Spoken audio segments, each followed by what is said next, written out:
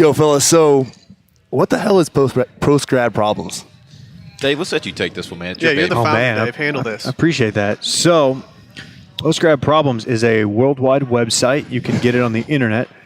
And it started as a Twitter account. I started this in law school, kind of as a joke, kind of serious, but it was just a Twitter account that did pretty generic one-liners, kind of how TFM, Total Frat Move, started. And the idea behind it was it's like, okay, well, people are out of college. They want something a little bit more relatable. People in their 20s, even their 30s.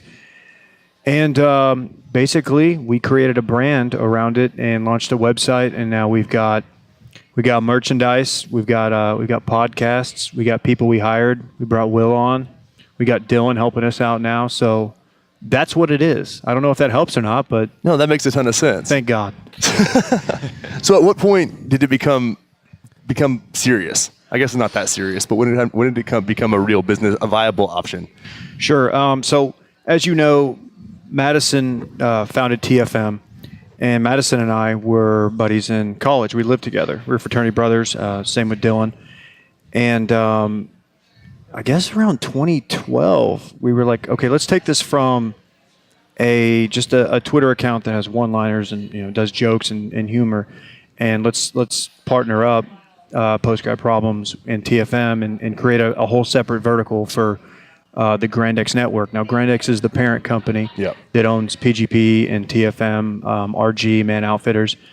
And so, yeah, I think it was like 2012-ish. And then I came aboard full-time almost 3 years ago. Got it. So, yeah, I would say about 5 years ago, it became like, okay, let's put money into this. Let's do a deal. Let's do an acquisition, a merger, and here we are. Those are big words. Yes, I'm just super official. I'm just saying buzzwords. You got your corporate buzzwords in, Yeah. man. I love that. Corporate Dave. So you two guys, Dylan and Will, how did y'all get involved with PGP? I've actually been around Grandex since 2011. I was kind of one of the OGs, but I was brought on back then to kind of help out with the apparel brand at the time, help do operations, and when I had time, I would do content for TFM. Nice. And then as the years went on, I kind of got too old for the TFM crowd, and I just naturally transitioned to PGP, and then I just kind of buddied up with these guys, and we kicked the podcast off last March, so it's been like a year and a half now.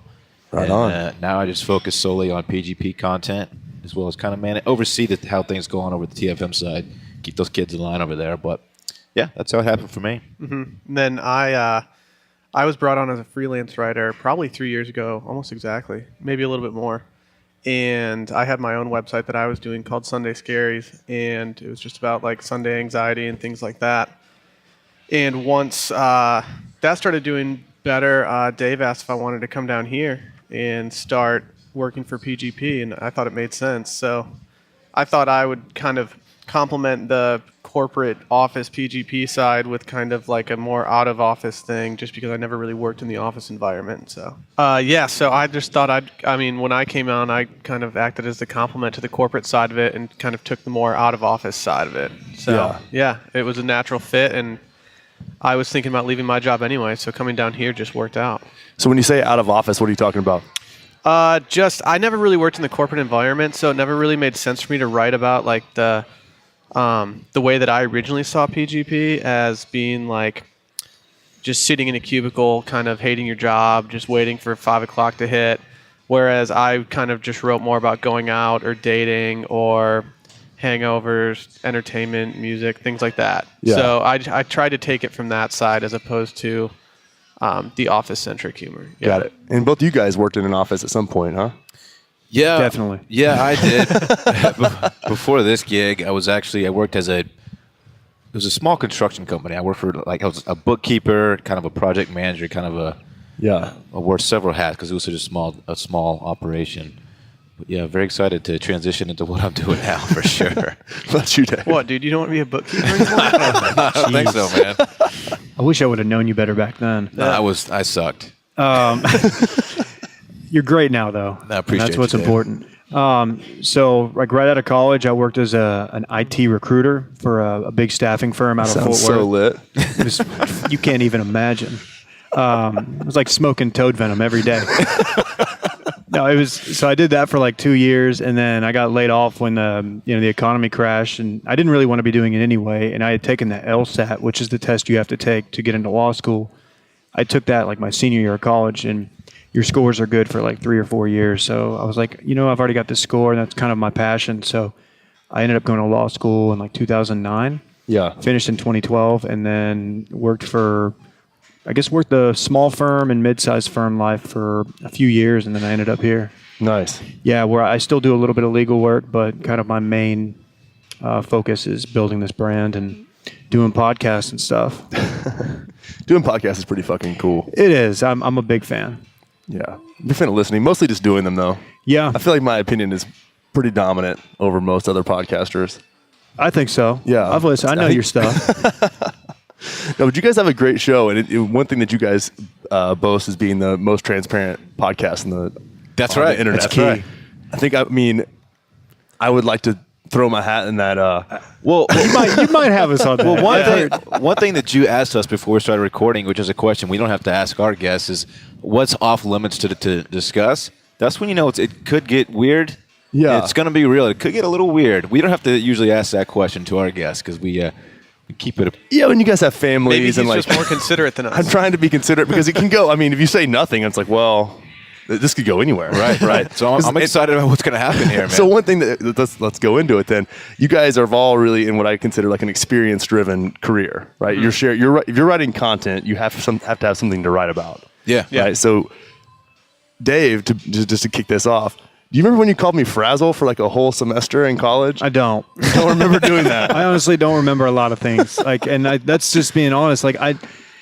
So when I ran into you, I didn't know you were in Austin. I ran into you at a bar, and I think you were with Liv. Yeah. And I was like, I think I called you Andrew because there's another guy in your pledge class who was a giant dude like yourself, Andrew Seamer, right? It was Andrew Seamer and then Mauser. Mauser was another one. I confused y'all, and I was like, man, I know this dude, and I know I went back as an alumni, and I met this guy. I know, and I'm dreading like any stories you might have about me.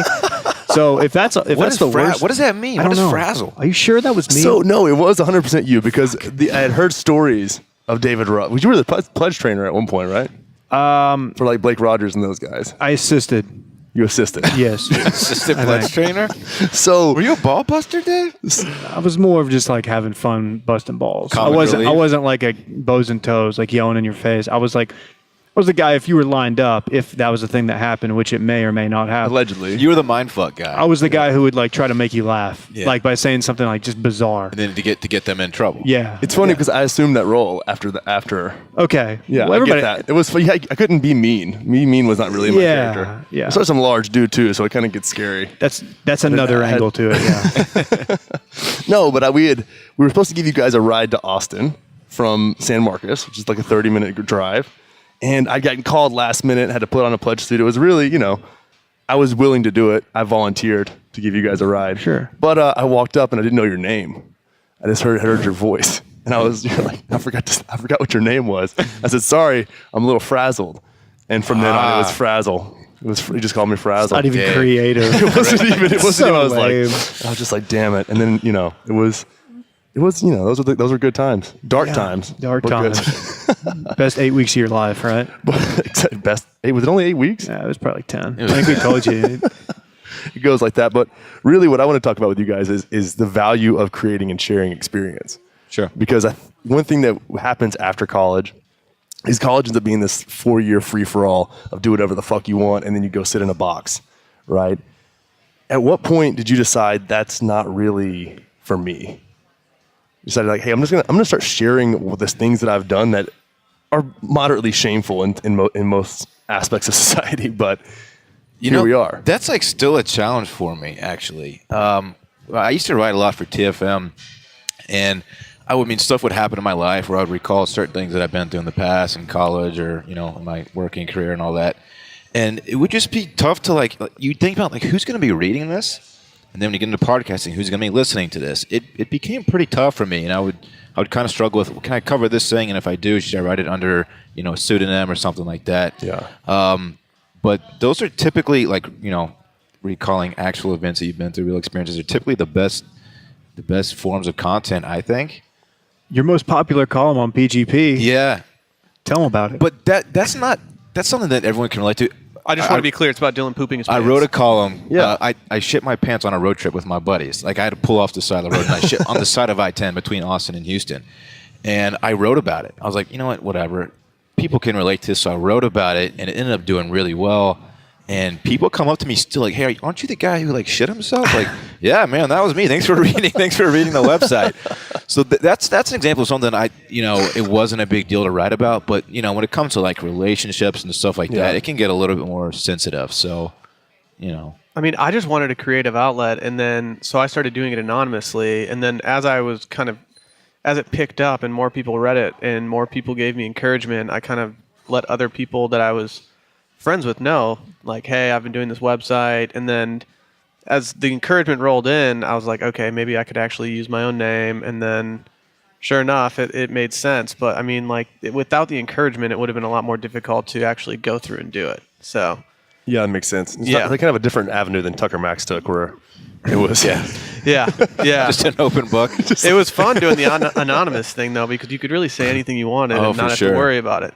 And then after you're like actually putting my name on it, I was like, shit, I need to go back and make sure that my name isn't getting just dragged through the coals right now with this old content. So. In the spirit of transparency, since that's our thing, I have written things under different names just because I wanted to share a story. We all have. Yeah, I mean, you just kind of have to for some stuff. I feel like at this point, people know my names on like PGP if I do something else. Like someone's like, yeah, that makes sense. I thought that was you. Yeah, and like for me personally, like I'm back in the dating game for the first time in a very long time. Yeah. And so I have, there's fun stuff that happens along the way. An older guy who's like back in the dating scene. There's stuff to be shared, and then some of it's funny and entertaining, but I don't know how much of it I can actually share, like get away with, because I know people are listening out there, and it's a kind of a weird element to it all. Well, it's uncomfortable to share sometimes because you don't want to piss the people off that you're friends with. And so I have like certain people in my life that I'm just like, no, they're off limits. I'm not going to write about them. I'm not going to write about them because I don't think they want me to. I don't want to step on their toes, and I don't want them to feel uncomfortable when they're around me. And so it's just something I never share with certain people. But yeah.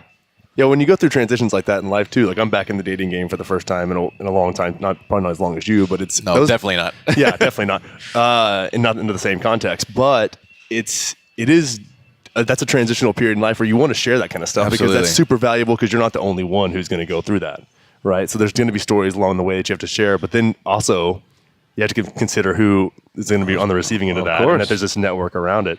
It is really challenging. I've never done anything under any other name besides my own, right? But at the same time, this podcast came to be because I was coaching CrossFit for 7 years and ended up just broadcasting my thoughts to people as opposed to teaching them how to do fitness, which had some, decent results. But at the end of the day, here we are. That's a really good question that you asked. And it's funny for me because I wrote, even when I came full time at Grand X, I wrote under the name like D-Man, which was always what I was writing under before when I was like in law school and stuff. And it wasn't until probably a year, maybe a year and a half in, that I just changed it over to Dave. I was like, I don't know why I'm like hiding my identity anymore. But there was, for me early on, like a fear of like, okay, people are going to find out it's me, and the state bar of Texas is going to find it, and I'm going to lose my law license.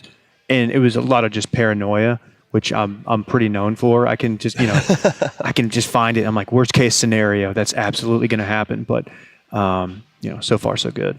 Nice, man. Yeah. Well, that's cool. Do you guys have any stories you want to jump into right now? Smoking any toad venom or anything like that? I'm fresh out of toad venom, man. No. Can you just explain we gotta to us talk toad about venom? that. Yeah. So here's the deal. You guys, give me the context that you guys have from your show. This is a Vice thing, remember. right? We do a segment called Vice Headlines on Touching Base, and everybody's familiar with Vice. I'm sure your listeners are, and they have some of the best headlines. They're so absurd, but they're like, dude, I've got to click that. Did you see the dude that cemented his head into a microwave today? I saw that. Somebody sent me that. I've got to read that. Well, the headlines that you can't believe are real, but they actually absolutely are. Yeah, so we do a bit, and I do like 5 real ones that I take from their site, and I'll mix in some fake ones, that I just make up, and I try to fool these guys. And one of them was what happened after I smoked toad venom for a week or something like that. And it was a real headline, and they were like, what? And we talked about it for like 10 minutes on the podcast, and you messaged me afterward, could you listen to the podcast? And the reason I didn't believe it, I assumed that toad venom was a thing that you could get high on, but the smoking part of it is what just threw me off. I don't know how you can smoke a venom. But You're gonna learn. You're sure. gonna learn today. I know You got a I- surprise, Dylan. Yeah, I feel like it was always like folklore when we were little kids that if you like licked a toad, you would trip out or something. So there's two different styles of Yes. toad or frog psychedelic use, right? I love this podcast already.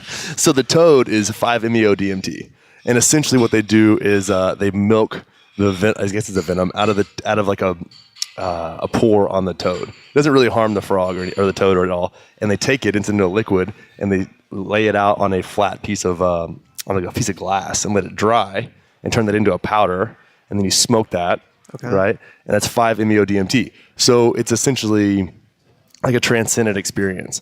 It lasts like 20, 30 minutes. I haven't done this, full disclosure, but if someone walked in and was like, hey, I've got some toad you can smoke, we would go in the back room and do it right now. It's just hard to find because you have to find these toads. Now then on the other side of that is combo, which is the frog medicine. And it's like a immune system booster. So they take these frogs and they tie them up on these by their legs and they secrete a venom. They take that venom off. Now this gets a little bit more wonky here. And they burn your skin and then administer it in the burns. And then you just vomit for an hour and completely freak the fuck out. There's no, the thing about 5-MeO-DMT So when does like, the immune boost kick in? afterwards. Apparently you feel awesome afterwards. And I'm supposed to do that in February. But I'd like to do them in the same time. That would be great. We need to hear about that.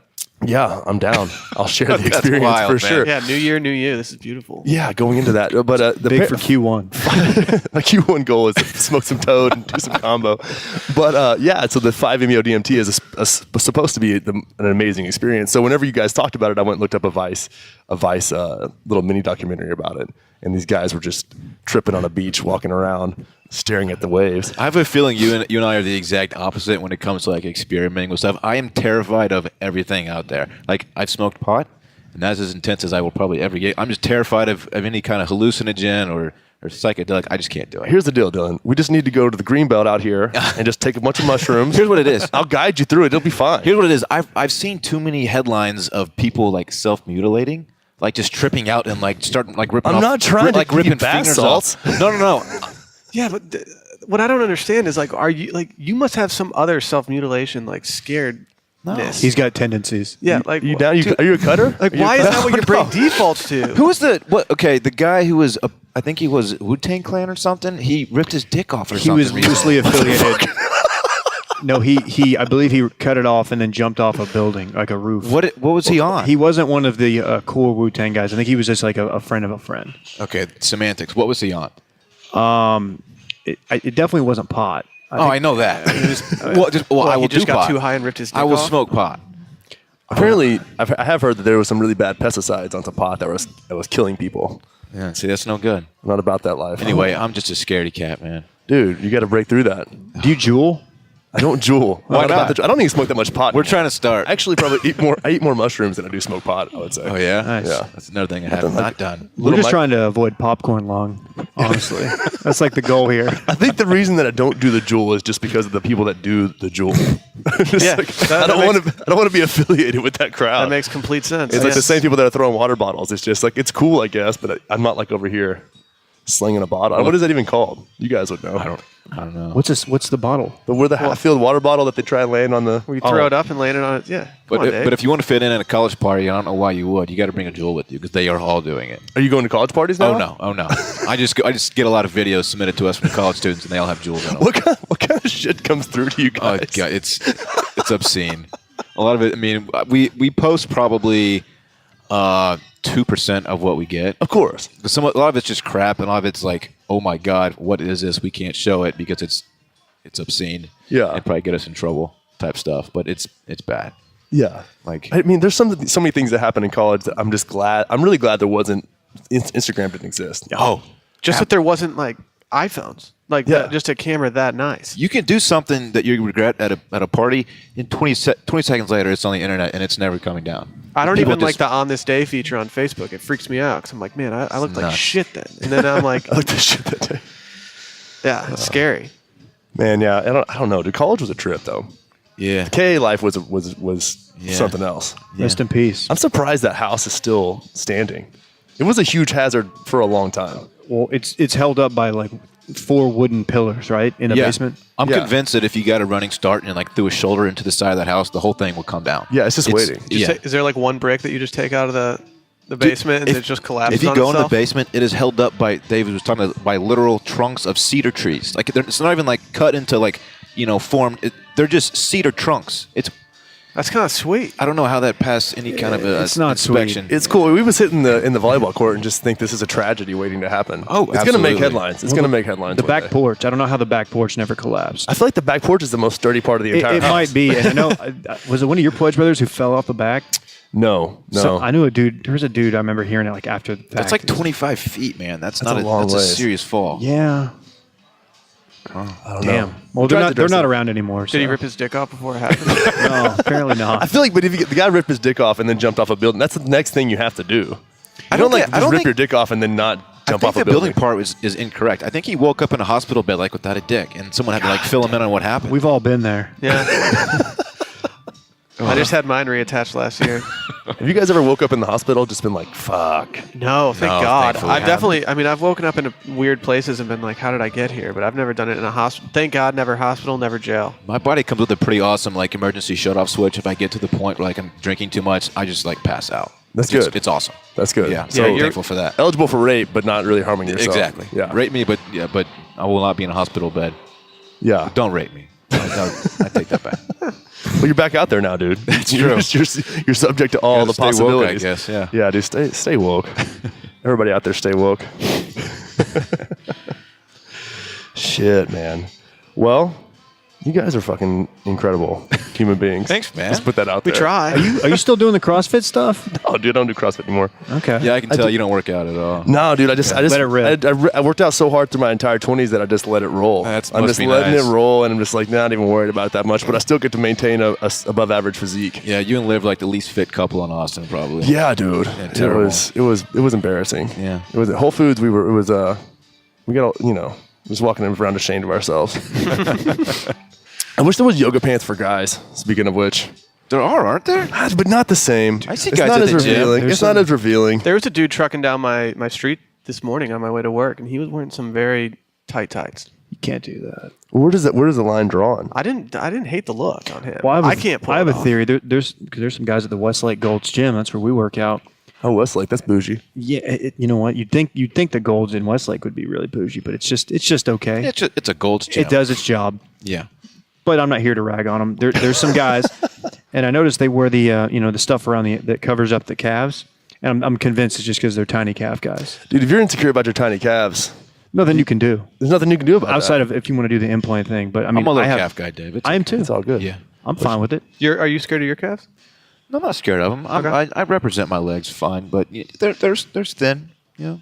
You're not like some Ross. some guys are just. No, Ross's are the. Oh, Ross has got Ross yeah. looks like a stork. He has Well, he's also got stork big legs. ass feet too, so that makes He does it have big feet. But he's got the skinniest legs. His legs are shockingly skinny. There's the picture of him from like, I think elementary school football or something. His legs were skinny then, and it's like Yeah. shocking that he could even hold the pads up. Like he didn't just tip over. Yeah. So for the audience out there, Ross is the author of the Total Frat Move book, right? Correct. Yes. So whenever I found out, because he was out of school for a while, he was also a fraternity brother of ours, and when he came back and then he graduated, and I found out what TFM was, and that he was doing that. I remember thinking he's going to do great at this, and this is probably the only thing in the world that he would be this successful at. It just fit him so. I was like, this is exactly where he needs to be. I was really proud of him. And Yeah, happy. he's a New York Times best-selling author now, which Yeah. is more than we can say for ourselves. When I was hired on to Grand X, and again, this is back in 2011, he was like mid-book. He was writing it. So he would spend most of his time at home doing his writing. Yeah. I'm like, I know, like Ross is my coworker, and we have 4 people in this office, but I never see the guy because he's at home writing the book. But yeah, he did a hell of a job. It's a really funny book. Yeah, I need to check that out. It's really, really funny. Yeah. He's a New York Times bestseller. That's man. so crazy. That's It's insane. so crazy. Again, I'm wrapping this all back around to how this is so like it. Even this podcast and what you guys do is so silly, but it makes an impact. People are hungry for that, especially We when they have get an out of school. audience. We end up back in this like confined area of work or life or whatever. So then you get married, and then I mean, you guys seem like you're pretty free as far as what you can do in your marriages. I don't know. You guys Yeah. in open relationships? I'm not Obviously. married, and I'm not in an open relationship. I thought you were married. No, I've got a girlfriend. Oh, okay. But yeah, we're not engaged yet. think I it's- just get asked on the podcast like Dave's every the only single lockdown listener one questions time. Yeah. Yeah, and it to my knowledge, it's not open. So what are your thoughts on open relationships? Well, here's the thing. Yeah, I want to hear this. You know, what you choose to do behind closed doors, with 2 consenting adults or 3, 5, I don't care. That's up to y'all. Right. I'm not here to judge. Do it. I don't particularly have any friends who, at least to my knowledge, are in them. I've never been propositioned for any of that kind of action. You've never been propositioned? No, it's actually kind of insulting. You got to put yourself in the right place. Fuck, I got to find new friends. I actually got a text yesterday that goes, hey, you met my friend's husband the other day. I'll actually show you guys. She's a Russian and some really cute Russian chick, and she wants to meet you. I was like, okay. And she goes, let me know if you want to hang out with one or both of us. I'll show you guys. Oh. Anyways, continue talking. I'll find this. Open relationships. Yeah. She looks like she's very interested. Yeah. Yeah. She sure does. Oh. You can scroll. That's a suggestive pose there. Is there another one I didn't see? There's many, actually. There's a plethora. Oh, sure. Yeah. Okay, yeah. Yeah, so, but... Yeah, they're not for me. Yeah. At this point in my life, that's I have enough trouble, satisfying one person. I think so. Multiple. I've heard that. Yeah, have you? Yeah. Thanks, Dave. We're having where fun. you at? I mean, I know people, a very small number of people who are like, I don't know if there's a technical difference between open relationship and swinging, but I'm sure there's some kind of fundamental difference. Yeah. But I don't know it because I'm not really familiar with it, and it's not something that I'm into. But I mean, I know people that do it. If I had to guess, I would say that swinging is like you both agree to do something with 2 other people, and open just means you can just kind of do freely what you want. This is going to sound bizarre. Am I close? You're close. What you got? There was recently a episode of the show Easy. Have you ever seen that on Netflix? Oh, I've seen it. It's a show that's highly driven by sex, and one of the episodes is a couple trying to take the dive into being in an open relationship.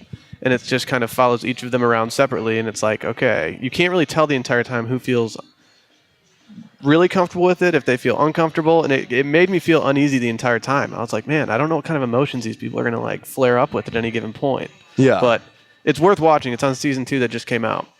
The entire show's good. I gotta check that out. Yeah. So when you think about swinging, it's like it's basically like swapping or right. Yeah. So it's like 2 couples would agree to do something. You see a lot of this in uppity. Like you meet another couple, and then you go back and have a conversation about them, and like we've decided to not go with you guys. Like that, that's what I think of. Or the opposite, you go with them. But the thing about open relationships is that when you decide to be open, you're essentially getting off the beaten path and having to make your own rules, and it's full of savages also. It's a really. I don't think I've ever really seen one be successful with anybody who's not in their 40s, where they've been together for like 10 years and they can kind of like, whatever. You'd have to be super comfortable with that person. I would imagine. Exactly. Because it just, if you had to really dive into why you're doing something like that, it's always fun to talk about, though. Yeah, sure. I was talking about swinging with somebody recently, and we were talking about how like it feels like something that people in their 40s do, but it hasn't gotten down to like the people that are our age. I'm the youngest out of. Think it's like a generational thing? I don't know, or it's just like, okay, have these people gotten to some weird, or not weird, but some point that like they're ready to undertake that? I don't know, but I feel like no one my age has ever like talked about it, but the people that I've known that have done it are in their like lower 40s. Yeah, but I'm not sure if there's a correlation there. If that's just like my small experiences based on that. Well, can you imagine being like 25 and trying to undertake something like that when you're just insecure as fuck? No. You don't really know what the hell you're doing. You're just still, because the thing about it is, especially sexually, you don't really start understanding yourself until your late 20s anyways, unless you're Dave. Dave had it figured out at 19? Yeah, probably. Like 16? Yeah. Right around there. No, but then you got to go into that and be like, okay, we're just going to start adding people to the equation. Your girlfriend starts sleeping with somebody who's like 35 and drives a Maserati. You're like, wait, what? This is weird. I don't know if this young and makes poor, sense. I can see some severe jealousy issues popping up. Yeah, severe. Yeah, I think I would get too jealous, honestly. I'm a jealous person. I'm a confident dude, but I could get jealous. I've always been a jealous person when it comes to relationships, especially in the beginning of a relationship. Like the first 4 months, I've always been very bad about being like, what's up? What are they doing? Like, who are you talking to? Where'd you go? Really? Yeah. I wouldn't think that about you. Oh, it's not. Yeah, no, it's like I hate it. Well, It's okay. I mean, I haven't felt like that. I've been dating Sally for yeah. like 2 years now, so I'm not really feeling that way right now. But yeah, it's not a fun feeling. No. So I can't imagine feeling that on like a bigger level. That's just talking to someone random. I can't imagine going to a bar and being like, "Who'd you just go home with?" Like, Yeah. I don't know, man. It's intellectually, it makes sense. You read enough books about it, you're like, oh, well, ancestral psychology says this. And okay, it makes sense. All right, then you put yourself in the middle of it, and it's like, oh, I have feelings. And Sure. this does not feel good. Yeah. Full disclosure, I haven't done it. But I flirted with it a couple times. Really? Yeah. And did poorly. I'm interested. Okay. That's all. That's all we get? That's all we get? No, well, it's because it's when you're in a community where that's kind of the norm, Right. You're kind of like, oh, cool, I can do that. Yeah, whatever, it's awesome. And then you put yourself in a place where it's like, it's got to be. There's got to be a level of balance there in communication. Otherwise, you end up in a situation where you're like, well, I just didn't do something that you're doing now, but I didn't do it because of you, and you're doing it even though I did. It's like you expect some kind of reciprocity there. Yeah. It's like, well, if I would have known you were going to do that, I would have done this other thing. And then you end up resenting each other, and it gets really fucking messy. Yeah. that makes That's sense. exactly how I could see it going. Yeah. And that's Yeah. there's a big swingers community in Lubbock. When I was in Lubbock, Oh, God, I you're so remember you bored telling up there. us You'd that. have to do it that. was bizarre, and it was pretty affluent part of society up there, and it was. I was shocked. I heard a Very story. conservative people, I heard too. a story recently from somebody that said that if they lived in a community, and I don't know where it actually was, but if you had a pineapple next to the address on your house, it meant that you were a swinging couple. And you Oh, were down come to do it. on. I'm just saying, this was I something. feel This was that- something that somebody What are you told me. expecting, like, knock on your door? Scarlet Like, letter. hey, us too. I heard about that in What's up? Westlake with a pineapple thing in your grocery cart. That's the same. Was the same What? thing. I've heard that before. I think if the pineapple. I don't know why the pineapple would be pineapple's the a swinging- symbol it's for. a swinging What if fruit. you're just trying to Yeah. scoop some pineapple, man? I don't know. Yeah, you're making Well, pina you better be coladas, ready and you need for- some. What if you're trying to make pina coladas? That's weird. In Westlake? That's what I heard. I guess. Or they're Lakeway out everywhere. there. That's interesting. You should try that out. At HEB in Westlake. Dude, I hit Dude, that we HEB just- in Westlake hard. We just rolled looking by for a Dillion sugar at like mama. Central Market one day, and he's just got like a basket full of pineapples. like 50 Chill pineapples. out, dude. Okay, guy. No, we but get it. he's got it in the hand cart to show off the tries. That's right. That's what he's working with. Is that why we made the Napple Time hat for RG? It makes sense We've now. we've got some like pineapple themed clothing coming out. Yeah. Like Oh, it's awesome. spring 18. multiple designs, I think. I'm gonna talk to Barrett about that. Are we a swinging company now? I think our company might be swinging. I'm with it. I'm with it. Give me a promo code. I'll put it out there. Yeah. A lot of people listening to this Swing podcast next are down time. with some weird shit. Promo code swing. Yeah, we should just give promo code SWING for anyone that listened to this, and they get like 20% off at Men Outfitters instead. Your audience thinks we're such squares, and I love it. We I are. know, dude. They're like these. Who are these nerds that you had on your podcast, man? I think it's This guy great. doesn't do drugs. Yeah. He doesn't. No open relationships. Well, here's the goal: is we have you on this time, and then we all just go do a bunch of drugs, Yeah. and then we have you on again, and then y'all are just God. woke as fuck. Yeah, the night is young. I need a babysitter if I'm gonna be doing any kind of drug, man. No, just bring them with you. It's cool. Oh God, If you've been to a commune, it's fine. absolutely not. Actually, I was at so I went to I went to see Desert Dwellers, super random, like a Burning Man band, right? And was there for a little while. Then ended up in a yurt, which I'd never been in a yurt before, with a DJ in the middle of this field. What's a yurt? Yeah, you gotta explain what that is. So for a us. yurt is like it's like a tent type of enclosure. It's like a half circle. I don't know. It's where hippies party, but it's kind of like a tent. It's a big half circle kind of type dome. Okay. And they have a lot of Burning Man and stuff. So it's really great because it's really light, but it's not so square that it will get blown by the wind. So I'm out in this random pasture party in South Austin with a bunch of fire dancers, and I did a lot of mushrooms. It was weird. It was fun though. So we're having a great time, and I'm walking around, and then all of a sudden I see this baby or this lady carrying a baby who was probably like, I mean, I think if you have a kid that's 3 and if you're a hippie and you're doing your thing, that's Yeah. cool. This kid was less than 1 year old, and we were all pretty, we're like, what the fuck is this lady doing Is with that this baby in this yurt? What's going Yeah, on? why is there a baby in the Whole yurt? squad in the yurt. don't bring the baby to the yurt. Don't baby the yurt. Dude. Seriously. I saw some kids when I went and saw the Blue Man Group. Sounds very similar. Hey, a yurt sounds like on the cruise ship. That's kind of like a yurt situation. So I'm not sure if I've been in a yurt before, but That's as believe- close I to the yurt believe as I we will know ever what get. it is. I think that's about as close as you and I will probably get. There's a music festival in northern Michigan called Bliss Fest, and a lot of people would bring their kids to it. It's like a folk music festival, but they also have different acts, and it's very small and very hippie. And Sounds like a place where Yurt would be. Yes, probably. And there's people that bring their kids to it, and everyone just calls them Bliss babies. And they're just these kids that walk around the entire music festival, and their feet are just covered in dirt. They haven't gotten bathed in 3 days, and everyone's just like, wow. Like, where are your parents? Like, you're just sitting there at They're in the yurt over there. Yeah, you're at 2 a.m. You just left a silent disco, and you see this little baby walking around like, what's up? And you're like, dude, what are you doing? Are there fire dancers? Are there fire dancers at Blissfest? You know, I've seen them on stage. I've never actually seen them in the wooded area where you camp. But This is like freestyle fire dancing in a circle. No, these were definitely relatively choreographed dangerous. fire dancers. Dude, I've seen some of your Instagram posts. I've seen some the drum circle stuff. Yeah, You dude. guys get after it. The drum circles get pretty intense. Yeah. Yeah, we got a big drum. Yeah, what kind of drum is that? I'm not really sure. It looks like a coffee table. Yeah. It's about the size. It's about coffee table size, and it's got definitely some kind of animal skin. It's gotta It's be. large. Gotta have that. Yeah, or human. I don't know. Could He's be. a big guy. But no, the thing's awesome. We have Aubrey has a plethora of instruments at his house, so we just percussion up Nice. and get weird. Like get tuned that. in. What's your instrument of choice? I like the big drum. Okay. Yeah, I run the bass line for sure. I played the gong one time for Ode to Joy in the 6th grade Christmas play. I think that's That's a little lit. different than his experience. Yeah, it's definitely different. Yeah. Did y'all do ayahuasca before that? Or was No, it, we didn't. We smoked something, but it turned out to be like pencil shavings.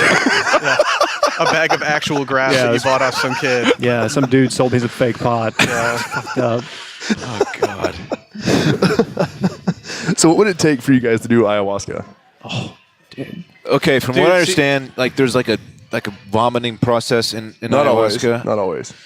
Not that that's why I wouldn't do it. My biggest fear of it is that I would do the ceremony, and then I would look at the last 30 years of my life and be like, I hate the last 30 years of my life, and then go down a different path. I'm reasonably happy right now.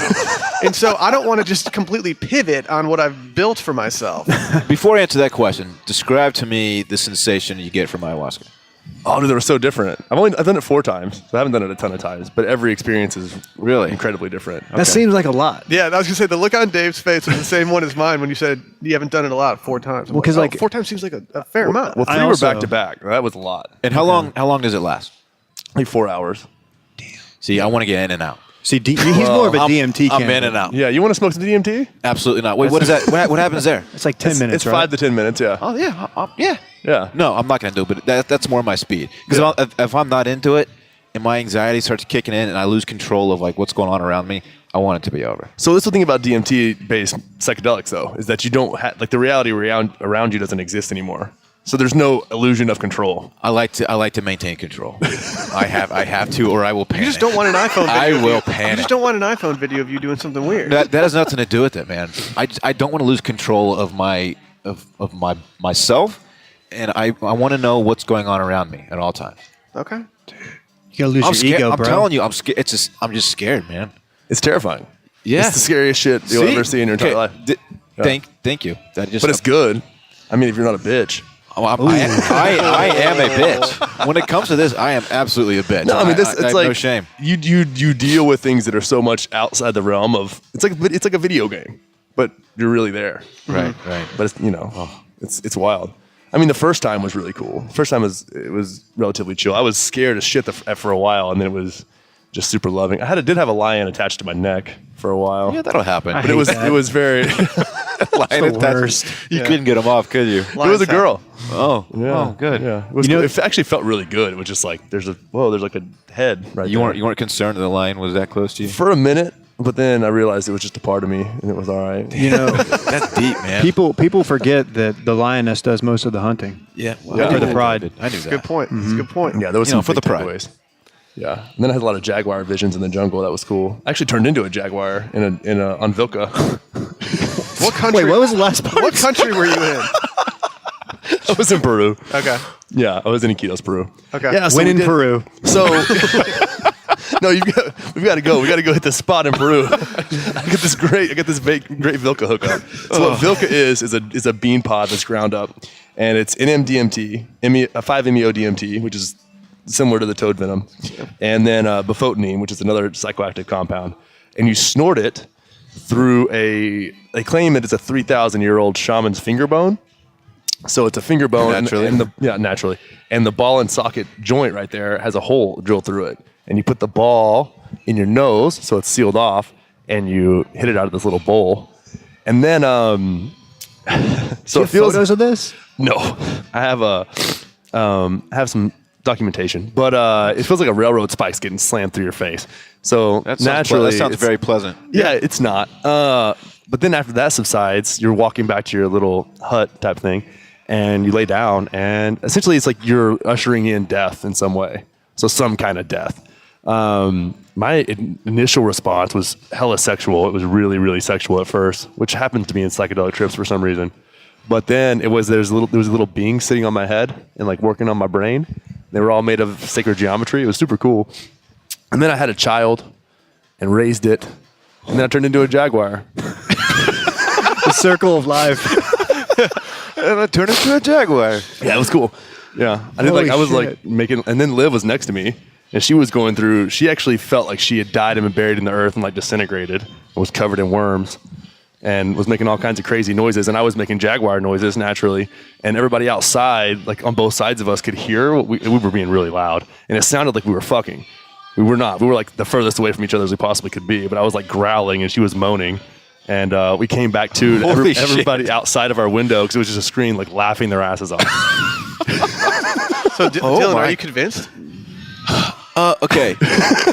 Now listen. That's only an hour though, so you're meeting in the middle. If I knew that like my trip, do you call it a trip? Yeah, you can. If I knew my trip would be like mental, then I would consider doing it. I'm just worried about like the physical effects of me being that out of my mind.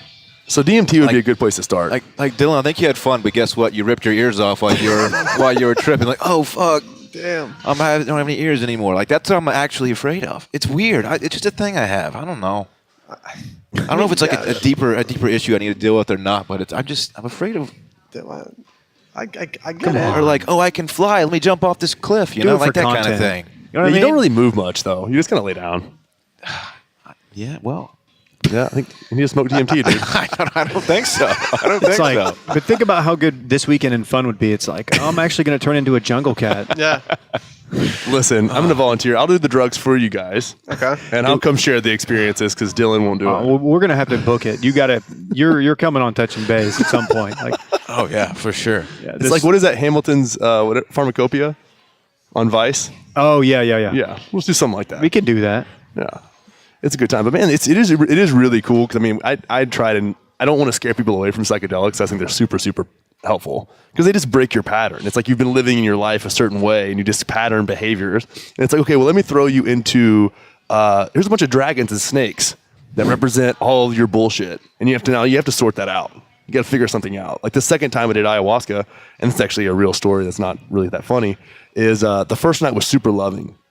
And I got to contact what they consider the mother, right? So I felt like I was getting spooned by pure love. I say like the best analogy that I could draw was like if loving someone in real life is like shooting them with a super soaker, I fell into a pool. That was all it was for a while. Sounds like our summer parties, Will. Yeah, pretty much. Just like that. Yeah. Come on. And then the second night was absolutely fucking terrifying. Really? Right? So I was like fighting what I consider like dark masculine energy. So it was just a big dark ball of like hate essentially. And it was weird. So it was like really feminine on the front end, and the lioness was like my feminine. It was really wild. And then from there I went into the fight, like essentially a fight where I was in 3 hours of just fighting with this darkness. And I was sweating, I was shaking. It was crazy. And then my dad and my brother popped into this vision, and I gave him a hug, and then everything just disappeared and the trip was over. Damn. But you find that I was like, well, you can't fight this shit. Like I've been fighting this shit I've been fighting this belief that this was a part of me my entire life. And the only way to let go of it was to just love. So there's things like that. You found it like a little therapeutic, you're saying? 100%. It's super cathartic, but it's ayahuasca will take you to the places in yourself that you don't want to look at and be like, hey, look at this. Now you got to figure that out. Yeah. It's kind of like the junk drawer in your kitchen. It's like, clean this shit out, dude. And you come out of it, and that's where the purge becomes really powerful. I didn't purge until I went to Peru, and I waited 3 hours. I was trying to for 3 hours, and it finally came out, and it was like the best experience ever, just getting it out of me. But it was just all the noise in my head was just running over and over and over again. It was wild. That's some deep shit, man. Yeah, dude, it gets there. But I mean, the episode you described with the fighting the darkness, would you consider that like a, was that a success? Did you enjoy yourself at the end of it? oh, totally. I mean, it completely changed the way I think about myself and how I present myself to the people that I care about, and how Really? I view myself. Right? Because if you're carrying that with you and you can never see it because it's just so ingrained in who you are. Was then- the masculine thing that you were fighting, was that your masculinity, or was that like your dad and your brother who you hugged after? Well, it said is like, I have your dad, I have your brother, and I've had everyone before them. That was like what it was telling me. Okay. And I was like, fuck it, let's roll, And I'm like trying to, aggressively fight this thing in my visions. Okay. And we're sitting in this chair, like with my head against the wall. It was, so it was kind of those kind of messages. And that's really all like. In actuality, you were sitting perfectly still during this whole thing? I was, my legs were shaking. Like I was like. Were you aware of your legs shaking? Yeah, or I someone had remember. to tell you that? I remember they were going so fast that I couldn't do it. I couldn't like do it like that right now. I was just like almost like seizure like in a way. It was really powerful. But then the next night, I went into essentially just dove into the universe and got to communicate with what I would call like Christ consciousness, or like God, like a God type being. And I put this sleeping bag over my head, and it's funny because you're not altered. You're just yourself. You're just not here. It's really strange, and I try to that's what I try and explain to people. Is like when you get fucked up, or you're drunk, or even if you're high on marijuana or something like that, like you're a little bit slow or you're different. When you go into something like DMT, or even like a deep mushroom trip, you're not different. You're just, your view on everything is different. So you're just somewhere else. So I remember putting this sleeping bag over the top of my head, and then all I saw was stars, like as far as I could see. And then I started laughing my ass off because I'm like, I'm some fucking meathead in a sleeping bag, like reaching into the sleeping bag and like all these stars that are around me. And I just got to ask a bunch of questions. It was crazy. Damn. So, I mean, there's some things in there. I mean, I try and like deliver it in a light, like fun way, but there's some things that you can't unsee or unknow around the psychedelic experience. Does it seem, are you aware of time? I mean, does it seem like it Not lasts really. days? No, I mean, I've had a DMT trip that felt like I lived 1,000 lives over and over again. And I've had some that like just In actuality, it was 10 minutes? 5. Wow. Yeah. So it's time doesn't really, it melts all of that. It's weird. Yeah.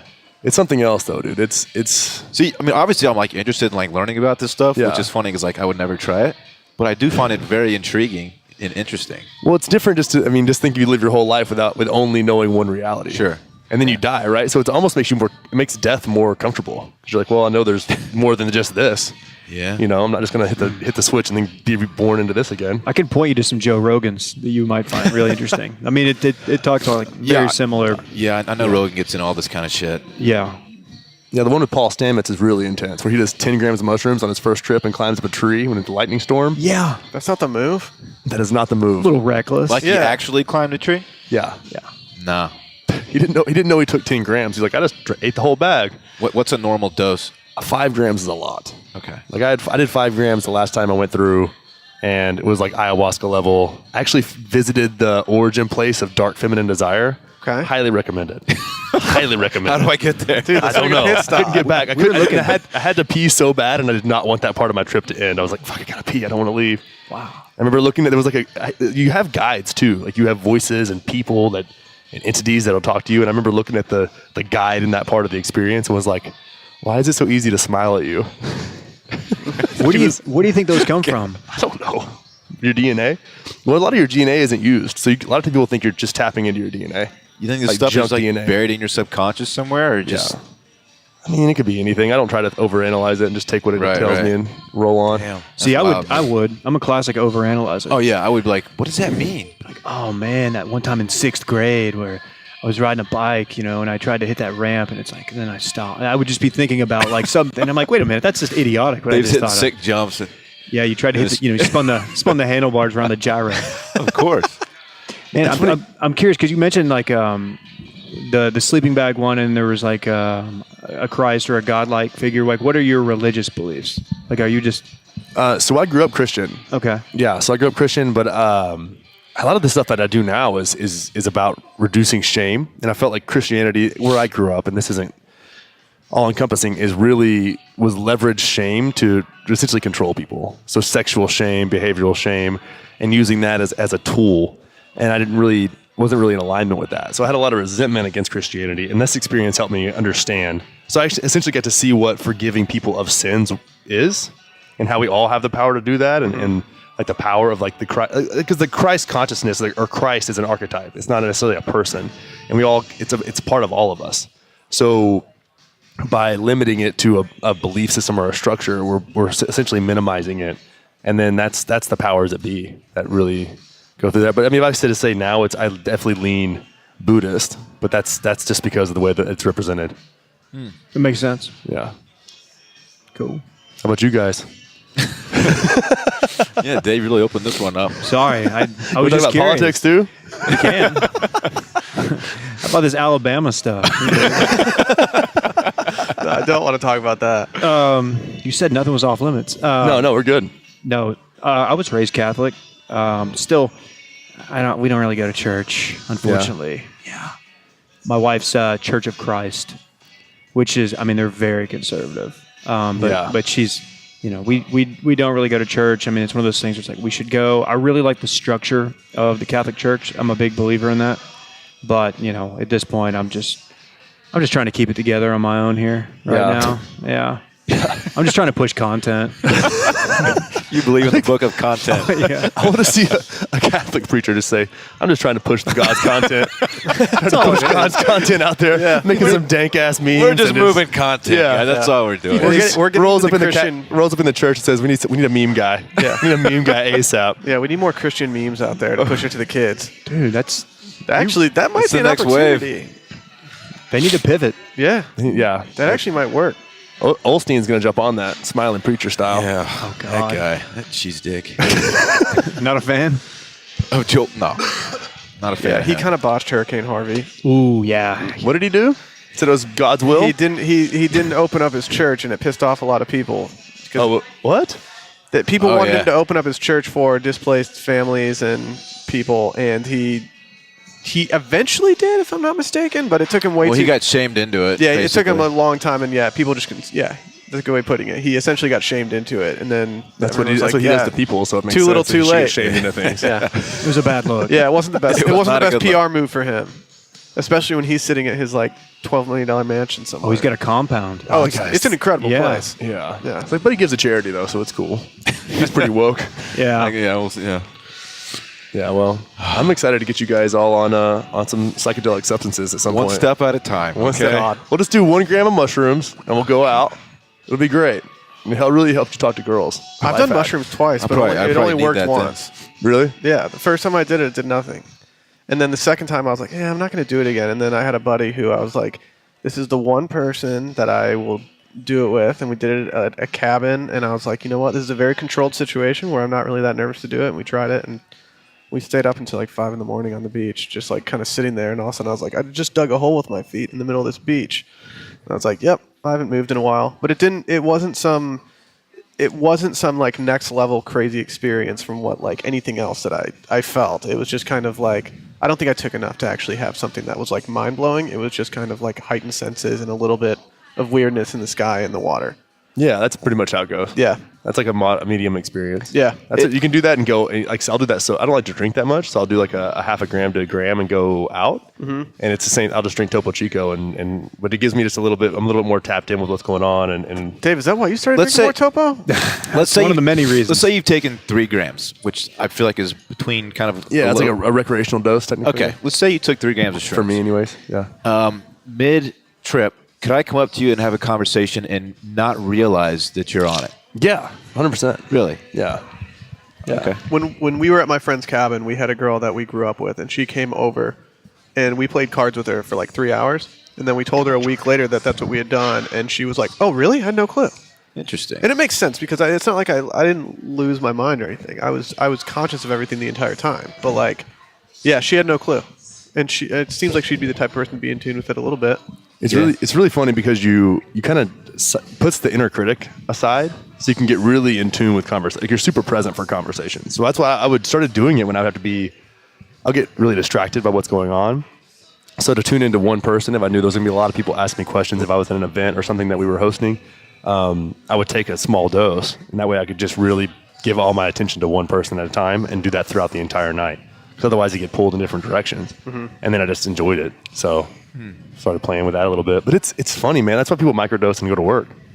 You know, like microdosing LSD and then go and doing in writing. You're in the content game. That's like a wave now. People are doing that. That's a Silicon real deal. Valley thing for sure. I think we've joked about doing that. I don't think any of us have ever we pulled the joked trigger. about microdose week on PGP. I don't know how you for would an entire week. I don't know how I would go about like acquiring LSD or I do. I'm sure. Well, I know you do. That's how just like off the map I am with this stuff. I don't even know like, how to even go about like getting into it. So what you do with microdosing LSD is you take a hit of LSD, which is like 100 micrograms, in a dropper, and you put it in a water bottle that's marked off in tenths. So you don't even feel it at all, really. You just kind of, it's way healthier than Adderall, that's for sure, or Vyvanse. And you just drink a tenth of that or two of those. Like take a shot of it in the morning with water that's just mixed up. Yeah. Interesting. I'm going to be looking for that next time I'm in the office. I got a feeling there's some I'm people. just going to add that to my bulletproof routine. How do you acquire toad venom? How can I get in the toad venom? Dude, I'm working on that myself. Yeah, we need a plug. I actually have a guy in LA who's like, yeah, I'm just holding on to like a pound of this 5-MeO DMT for this person. I was like, that's like $10,000 worth of Jeez. in DMT, whatever. I'm down. Wow. But NM DMT is a lot easier to find. And you don't harm the toad? No, the toad actually doesn't get harmed. It's No, you just just like milk the toad. You're just milking it. Just milk it, David. Milking it, fucker. I haven't milked a toad in a while. Yeah. Been a while. Oh man, but it's funny. It's funny how neuroregenerative those things are too. Like how you can remember things from your childhood on mushrooms and LSD. I did like half a hit of LSD the other night. That was really nice. How'd that go? Really great. Okay. It was really great. How many years ago you started getting into this kind of shit? Dude, not that long ago, man. Really? I didn't smoke weed till I was 20. Yeah. That was a pledge. Damn. That's a pledge at 20, which was weird too. Did Dave make you do it? Frazzle? No, he did not. No. He didn't do anything besides shame me for being late. What a jerk I was. Yeah. Do you look back on like the years before you got into that stuff, like just kind of like I was a completely different person, like almost embarrassed? Because I do some of that, like thinking about those years. It's like, dude, I was such a dumbass. Yeah, I mean, not really. I don't know. I always like kind of lived on the margins too. Like, you guys remember Todd Wilkinson? Yeah. Yeah, I threw him through a wall one time. I was really angry sometimes. Oh, yeah, I saw him a couple weeks ago. I did too at a wedding. Yeah. Oh yeah. Oh, we're at Taylor that wedding. Dawson's wedding. Yeah, but it was fun. We hang out. It was cool. Todd's a good dude. He is a good dude. To be fair, there's been many times where Todd's been, he's been asking to get thrown through a wall. He kept trying to fight me, and I was like, "You're gonna lose." Like, I'm not trying to. I don't want to do that. I actually didn't even hit him. I was just like, "Get out of my face, bro." But there was things like that where I'm like, that was easily avoided. But it was like I would do things like I got gauges when I was in college, right? And it just did it kind of to piss people off. Like I would just kind of always kind of like live on the margins and on the outside of things and just kind of look in. But it was just how I was. It was like I grew up in a certain way. But yeah, looking back at that, I think I did it at the appropriate time. I'm kind of glad that I was a late adopter to a lot of these things. Like I'm glad I didn't start smoking weed at 16. Oh yeah. Right? At 20 and then I kind of slowed down at like 25. Didn't do mushrooms until I was 26. So it's for me, I'm just about to turn 31. So this has really been, I guess I did ayahuasca at 27, almost 28. So I get to do it at a time where I could rationally understand what I was doing. I wasn't just floating along with it. I didn't really hurt myself. So I could go into it with a good understanding of what was going on. Like this first time I smoked DMT, I kind of knew what I was getting myself into versus just, hey, do this. And then you get or somebody's like eats a bunch of mushrooms on a pizza and ends up in a closet crying. Doesn't know what the fuck they were going to do. That was me with pop brownies when I was like 22. That'll still happen with pop brownies. Dude, it happened. No one prepared me for it. And I'd smoked pot a few times. And I did it and I just freaked out. And I wasn't cool for like weeks. Like I would still have like occasional panic attacks. Well, then you have an experience like that and it ruins it for you. Yeah. Versus somebody like I've taken people through their first mushroom experiences several times. Like one girl who had just gotten through, it was in cancer recovery, and it was amazing for her. But you generally, like what you were saying, it's like you get 2 hours into it and you're like, this is not at all what they told me it was going to be. No. It's just you see things differently. And Well, you it's see a nice. poster on some person's like dorm room wall of like this like crazy like design thing, all these different colors, and like that's not what it was like at all for me. And I was like, but that's what I thought it was supposed to be like. So when it was happening, I was like, man, I don't know what to expect right now. And then all of a sudden, I woke up the next day, I was like, oh, okay, that's what happened. Yeah. You need a lava lamp. Lava lamp would have been cool. Like we were on Lake Michigan, that worked out pretty well. Yeah. Yeah, it's nice. I mean, I would do it in the Greenbelt a lot on Barton Creek and just Dude, you probably do. I live like right there. You probably just do it right by my house. Yeah. Let's do it. I'm just gonna see you walking out of there sometime, like, oh, what's up? Yeah, I have my hair down, look real Tarzan when I do that. Oh, that's tight. If you see a jaguar walking out of there, don't call the police. It's Just me, dude. Oh, what's up, Connor? Well, guys, this has been fun. This is really fun. Yeah, great. I had a great time, man. Yeah, dude. We'll have to do it again. When are you coming on Touching Base? Whenever you guys want to have me. We'll get you on there. Give me a heads up and I'll create some kind of weird experience to You have share. to- Please do. You can't read any Vice headlines before you come on for like a week though. I'm okay with So that. Dave Fresh can off come a up- toad yeah. venom bender or something. We'll get you on there. Throw a microphone in front of you. Yeah. Yeah, I'll just shoot you guys. We'll get a group chat going on Instagram, and I'll hit you guys up from the realm. Perfect. Checking in. So guys, can't wait to tell you about this on the podcast. You're not going to believe this dimension I'm in. All right, so where can everybody find you guys? Dave? At D Carter Ruff on Twitter and Snap. At DC Ruff on Instagram. I'm on LinkedIn too, if you folks like that. Oh, that's never going to get old to me. I'm on Twitter and Instagram at dshivery. That's CHEVERERE. 4 E's. And I'm on Twitter and Instagram, Will DeFreeze, WILL. That's a really easy one to spell. I'm not used to spelling my last name on here. DEFRIES. Boom. Super robust social media followings, guys. Yeah. Keep it up. Pushing content. Appreciate you, man. Thanks for See having you us later, on. guys. This is awesome. Man, that was a fun show to record. Love those guys. Go check them out. Subscribe to Touching Base on iTunes and check out postgradproblems.com. If you're interested in working with me one-on-one in lifestyle design, where we unpack your life, help you identify your values, and find alignment with what you actually give a fuck about, go to pleasuremonkeylife.com, click the lifestyle design tab, fill out a little information, and you're going to get a 30-minute free consult. We just dive in, see where the biggest opportunities for growth are, where things may be misaligned, and just explore your life and find some fulfillment. I'm a big believer in the statement that all the answers that you have are within you, but I love to provide a reflection for people to explore themselves in a judgment-free container and just dive the fuck in. So check that out, pleasuremonkeylife.com. And if you want to support the affiliates that are a part of this show, I personally use every one of the things I'm about to list off and love them. First one, Hate Brand Goods. That's HVIII, like H and the Roman numeral 8. They're putting out some awesome apparel and it's getting better all the time. Everything from gym gear to lifestyle gear, some awesome coffee mugs and water bottles that say kick today in the dick, just giving you a friendly reminder. And if you enter code word monkey at checkout, you're going to get 15% off. Also want to bring up our friends over at Hemp Lucid, doing a full hemp extract, CBD, some of the best in the game, lots of different styles that'll fit what your approach to ingesting CBD is, and the benefits of CBD are just so deep. Research that. I'm not going to list them all off, but CBD has been a super powerful medicine for so many people, and I'm so grateful to have Hemp Lucid as an affiliate on the show. Again, code word monkey is going to get you 15% off there as well. And if you want to dive into increasing the kind of, what word am I looking for here? Wow, I'm about to talk about language and I can't even make words. I'm blowing it. No, but increasing the impact of your language and the way you speak to yourself and others, and really understand how that can affect your perceived identity from yourself and from others. Check out procabulary.org. If you enter code word monkey at checkout for the language upgrade course, you're going to get $99 off. Now that's a $300 course, so you're going to get it down to $200, and it is so impactful. If you want to go into 2018 feeling really confident and assertive and being able to articulate that well, the core language upgrade course is absolutely essential. Check it out, guys. That's procabulary.org. Yeah, whew. Good stuff, guys. I hope you enjoyed the show. Again, if you can give a review, that'd be fantastic. But all in all, just happy to have you here, and I hope you have a fucking incredible week. We will see y'all next time. Peace out.